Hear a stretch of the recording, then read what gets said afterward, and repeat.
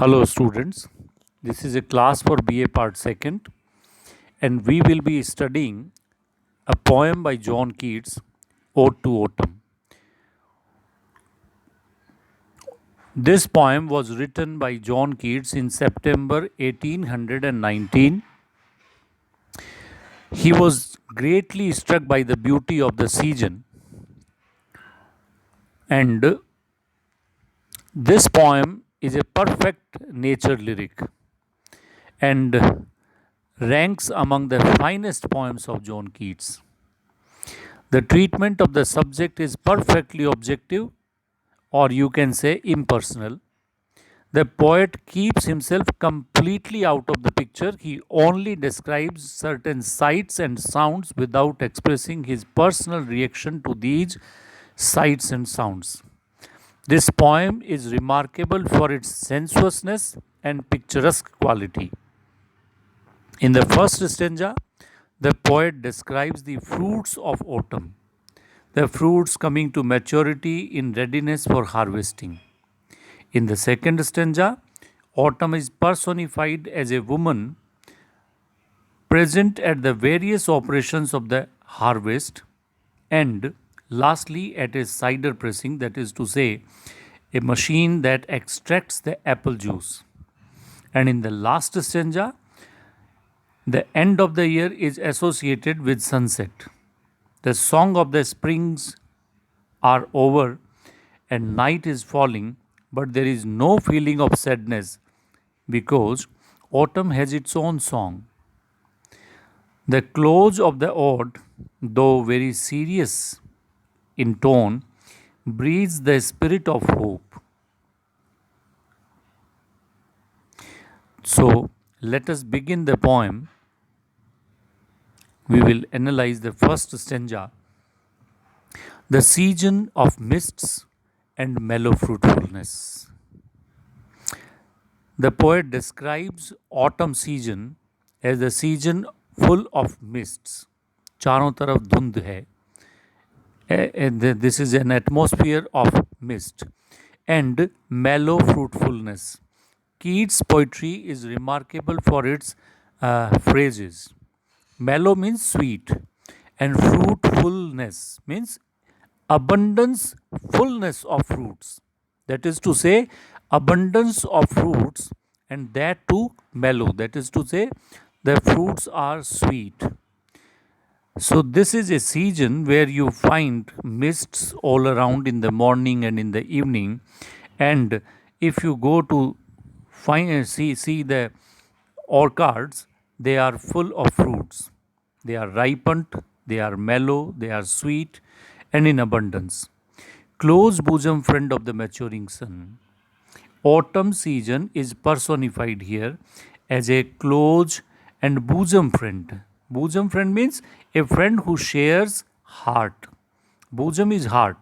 So those who share secrets, those who share hearts are called close bosom friends, and autumn is considered to be the close bosom friend of sun.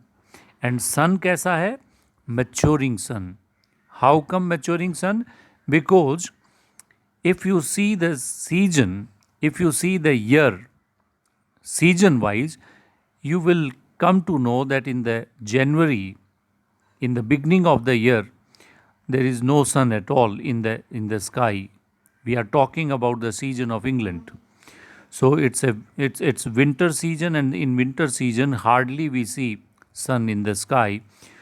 And by the end of autumn season, the sun seems to mature. It is actually September, and in the September time the sun has become quite mature. So this is remarkable phrase used for sun, remarkable adjective epithet for sun. So close bosom friend of maturing sun, and these two friends, what do? Conspiring with him. Autumn season conspires. Conspire means to plan secretly. So the sun and the autumn season are conspiring. They are planning secretly. कैसे? How to load and bless with fruit. कैसे load कर देना है, कैसे bless कर देना है, किससे? फ्रूट्स से। और फ्रूट्स कौन से? आप देखिए लाइन आपको मिलेगी पूरी, the vines, grapes. Vines means grapes that run around the thatch eaves. जो थैचेस से बनी हुई हट्स हैं, उनके ऊपर जो फैली हुई अंगूरों की बेलें हैं, उनको कैसे लोड एंड ब्लेस करना है, दे आर प्लानिंग दिस। और कौन से फ्रूट्स हैं? To bend with apples. Apple इतने उग जाएं, इतने उग जाएं कि पेड़ झुक जाए। To bend with apples the mossed cottage trees. So look at this phrase, mossed cottage trees, the trees which are grown around the cottages and they are moist. उन पर काई जमी है। काई कैसे जमी है? Apples fall down, they scratch the stem, और वहाँ पे जो फर्मेंटेशन होता है उससे मॉस जम जाती है। तो the stems of the apple trees are mossed. So the mossed cottage trees, ये क्या है? It's a picturesque description. आपकी आंखों के सामने पेड़ उभर के आ जाता है काई जमा हुआ एप्पल्स का, loaded with apples. So they are conspiring कि how more apples can be created और ब्लेसड और लोडेड ऑन द ट्रीज। और कौन से फूल और कौन से फ्रूट्स हैं? एंड फिल ऑल फ्रूट, जितने भी फ्रूट्स हैं वो सब, उनको फिल करना है किससे? विद राइपनेस। राइपनेस का मतलब पक जाना, राइप मीन्स पकना। तो with ripeness to the core. And this is also remarkable to note the phrase that poet uses, Keats uses, क्या? कि वो राइपनेस जो है, वो परिपक्वता जो है फ्रूट की, वो कहाँ तक पहुँचनी है? To the core. To the core means to the central part of the fruit. ऊपर से अंदर तक राइपनेस पूरे फ्रूट को पकाने के लिए द पोएट इमेजिन्स कि the heat of the sun and the autumn season, they plan secretly and they create an environment in such a way that they are ripened to swell the gird. Gird को size में बड़ा कर देना, to swell the gird, and plump the hazel shells. और hazel shells उनको plump means मोटा कर देना। कैसे कर देना? With a sweet kernel. आप देखिए, it's a sensuous expression, sweet kernel. Kernel कहते हैं गिरी को, अंदर जो फ्रूट के अंदर जो गिरी होती है, वो मीठी गिरी तैयार कर देना हेजल नट्स में। टू प्लम्प, टू फैटन, मोटा करना the hazel shells with a sweet kernel. और क्या करना है? To set budding more. Bud means to flower, पौधों के जो बर्ड्स होते हैं, कलियां जो हैं, वो तैयार होना। तो और कलियां उग रही हैं अभी भी। It's not an end of budding. To set more budding, और ज़्यादा फूल खिलें। एंड स्टिल मोर। आप देखिए, जो अप्रैल में शुरू होते हैं फूल खिलना, वो सितंबर तक आते आते चलते रहेंगे, चलते रहेंगे, चलते रहेंगे और उगते रहेंगे। इसलिए the poet has use this phrase, budding more and still more, because they are continuing for so many months.